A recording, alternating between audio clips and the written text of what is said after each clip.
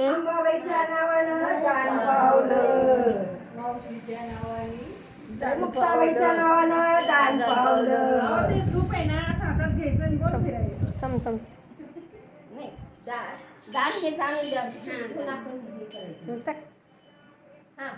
माईच्या नावानं दान पावलं, तुझं कल्याण होईल बाई.